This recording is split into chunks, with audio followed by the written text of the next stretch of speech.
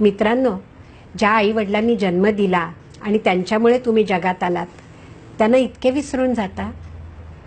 पुण्यामधलं एक अतिशय सधन कुटुंब, त्या कुटुंबामध्ये एकुलता एक मुलगा अमेरिकेमध्ये. आई वडील 29 वर्षाच्या मुलाला इथे ये म्हणून विनवत होते. मोठ्या बंगल्यात राहणारे वडील कीर्तनकार. मुलगा आला, आई मागे लागली, अरे लग्न कर, अरे लग्न कर, इतकी स्थळं सांगून येत आहेत, आम्ही सगळ्यांना थोपवून धरलंय. हा थोडं थांब म्हणत होता. आणि अशा प्रकारे थोडं थांब करता करता आईला शंका आली. आई म्हणाली की का रे, तू लग्न केलंयस का? तेव्हा तो म्हणला हो, तिला दिवस गेले त्यामुळे घाईघाईने लग्न करावं लागलं.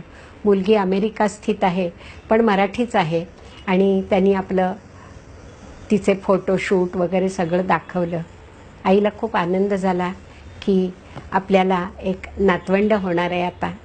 आईबापांना दुसरं काय हवं असतं हो आयुष्यात मुलाकडनं. तर तो म्हणाला, कशाला तुम्ही इथे राहता, तुम्ही पण तिकडे चला ना अमेरिकेमध्ये. इथे काय ठेवलंय तुमचं? तुमचा मुलगा तिथे, तुमची सून तिथे, तुमचं नातवंड तिथे, चला तुम्ही.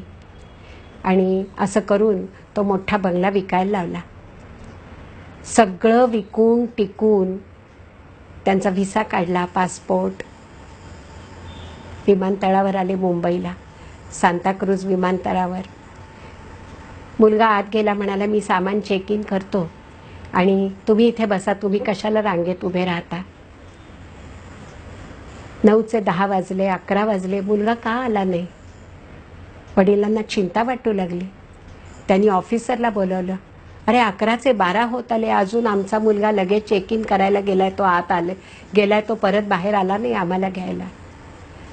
तेव्हा ऑफिसरनी बघितलं, फ्लाईटची वेळ बघितली आणि तो म्हणाला की तुमचा मुलगा उडून गेला आकाशामध्ये. म्हणजे फ्लाईट गेली. आई वडील सुन्न एअरपोर्टवर. खिशामध्ये पैसेच नाहीत, कारण आता डॉलर लागणार, रुपये नाहीत. आईच्या डोळ्यात पाणी. सधन श्रीमंत कुटुंबातली बाई क्षणात भिकारी झाली. आणि ती म्हणाली की हातामध्ये बांगड्या होत्या, त्या काढून ऑफिसरला दिल्या. सांगताना सुद्धा मला भरून येतं. ती म्हणाली, या हातांनी फक्त दिलंय, कधी घेतलं नाही. आता मला थोडेसे पैसे द्या, पुण्याला जाण्यासाठी पैसे पाहिजेत. ऑफिसरनं त्या बांगड्या परत तिच्या हातात घातला आणि म्हणाला, मला ही माय आहे. पुण्याला जाताना त्यांच्या खिशामध्ये 1000 रुपये ठेवले. 2 जण गेली आणि दोघंही आश्रितासारखी वृद्धाश्रमामध्ये जगतायत. बुवांनी बोलणं टाकलंय, कीर्तन टाकलंय आणि आई नुसती खिडकीतून सुन्नपणे बघत असते.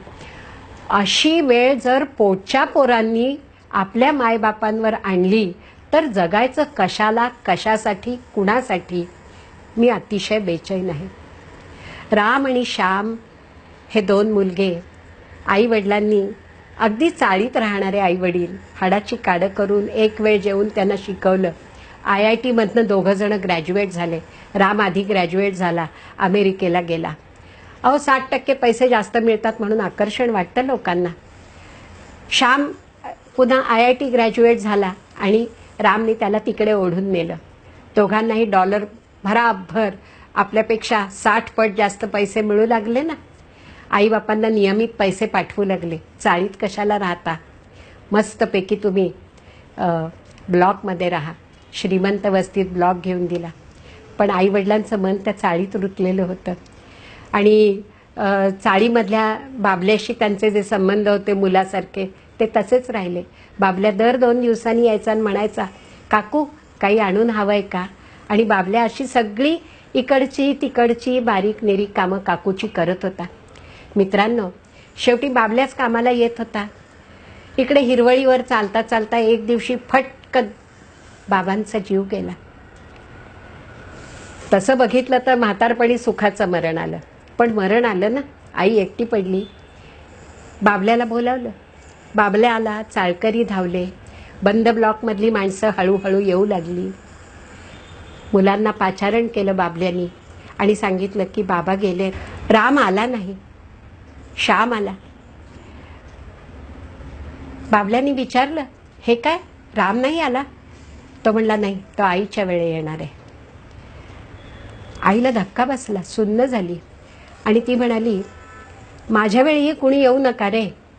असं आळीपाळीने आईबापांसाठी येण्याची काही गरज नाही. तुझ्या बाबांना अग्नी राम देईल असं मला वाटलं होतं, पण तसं झालं नाही. तुझ्या बाबांना अग्नी बाबल्या देईल. आणि माझ्या वेळी कुणी यायचं नाही. बाबल्या कोणालाही बोलवू नकोस. मी संपले की मलाही अग्नी द्यायला तूच ये. सख्या आईबापांवर अशी वेळ येऊ देऊ नका. 24 तास दिवसातले तुमच्या जवळ असतात, म्हणजे 1440 मिनिटं.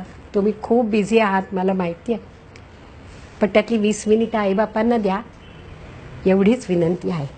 नमस्कार.